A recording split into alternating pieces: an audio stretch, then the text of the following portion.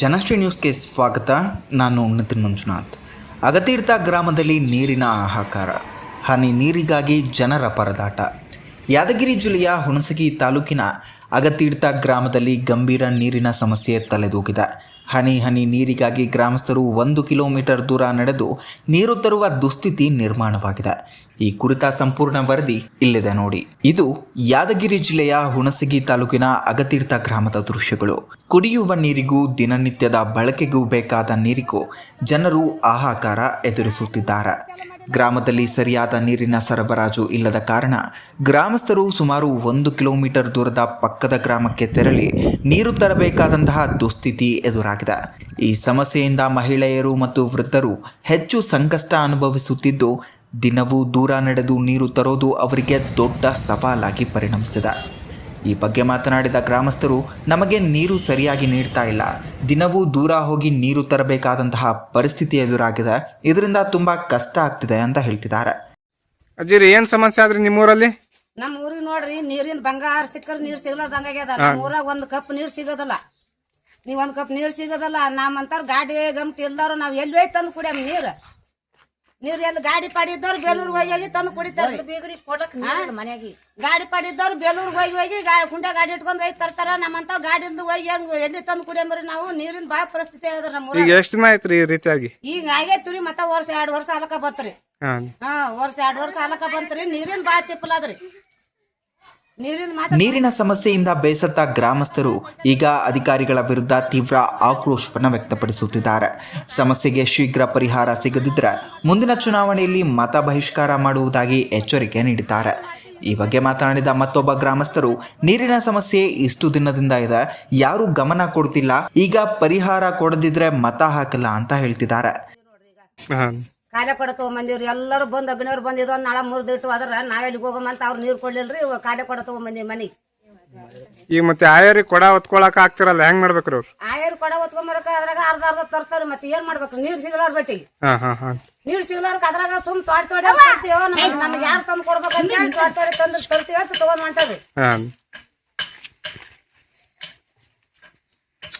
ಎಷ್ಟು 2 ಕಿಲೋಮೀಟರ್ ಆಗತ್ರಿ? 2 ಕಿಲೋಮೀಟರ್ ಆತದ.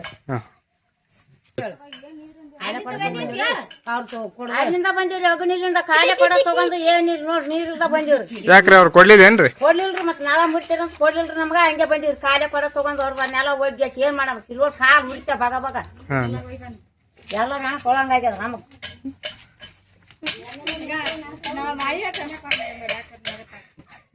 ಹೋಗಿವ್ರಿ, ಕಾಲ್ ಸುಟ್ಕೊತ ಬರೆಗಲ್ಲೇ ಹೋಗಿ ನೋಡ್ರಿ. ಬರೆಗಲ್ಲೇ ಹೋಗಿ ಇನ್ನೊಂದೆಡೆ ಭೀಮ್ ಆರ್ಮಿಯ ಹುಣಸಗಿ ತಾಲೂಕು ಅಧ್ಯಕ್ಷರಾದ ಸಿದ್ದಪ್ಪ ದೊಡ್ಡಮನಿ ಅವರು ಗ್ರಾಮದ ನೀರಿನ ಸಮಸ್ಯೆ ತಕ್ಷಣ ಪರಿಹರಿಸಬೇಕು, ಇಲ್ಲವಾದರೆ ಗ್ರಾಮ ಪಂಚಾಯತ್ ಮತ್ತು ತಾಲೂಕು ಪಂಚಾಯತ್ ಮುಂದೆ ಪ್ರತಿಭಟನೆ ನಡೆಸಲಾಗುತ್ತೆ ಅಂತ ಎಚ್ಚರಿಕೆ ನೀಡಿದ್ದಾರೆ. ಅಗತೀರ್ಥ ಗ್ರಾಮದಲ್ಲಿ ಕುಡಿಯುವ ನೀರಿನ ಸಮಸ್ಯೆ ಕುರಿತು ನಾವು ಸುಮಾರು ಸರಿ ಅಧಿಕಾರಿಗಳಿಗೆ ಹಾಗೂ ಶಾಸಕರಿಗೆ ಮನವಿ ಕೂಡ ಮಾಡಿದೀವಿ, ಒಂದು ಪತ್ರವನ್ನು ಕೊಟ್ಟಿದ್ದೀವಿ. ಯಾವುದೇ ಅಧಿಕಾರಿಗಳನ್ನು ಇನ್ನೂವರೆಗೂ ಅಗತೀರ್ಥ ಗ್ರಾಮಕ್ಕೆ ಮೂಲಭೂತ ಸೌಕರ್ಯ ಮಾಡಬೇಕಂತ ಯಾವ ಅಧಿಕಾರಿಗಳು ಗಮನಕ್ಕೂ ಇಲ್ಲ, ಶಾಸಕರಿಗಿಲ್ಲ.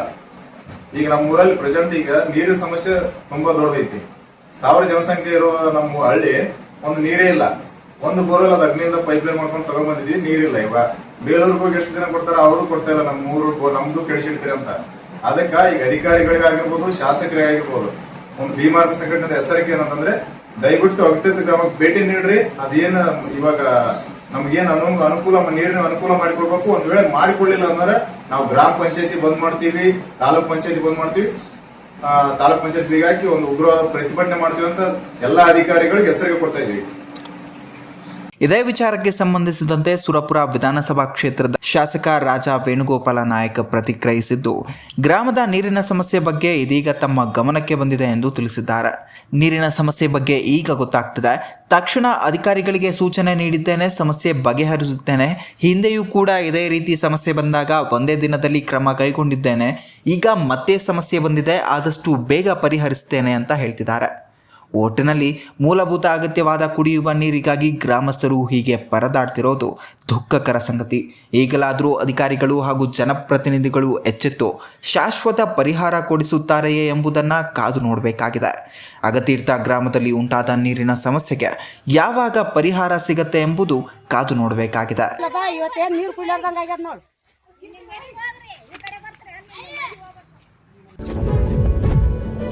ಇದೇ ರೀತಿಯ ನಿರಂತರ ಅಪ್ಡೇಟ್ಗಳಿಗಾಗಿ ನೋಡ್ತಾ ಇರಿ ಜನಸ್ಟು ನ್ಯೂಸ್.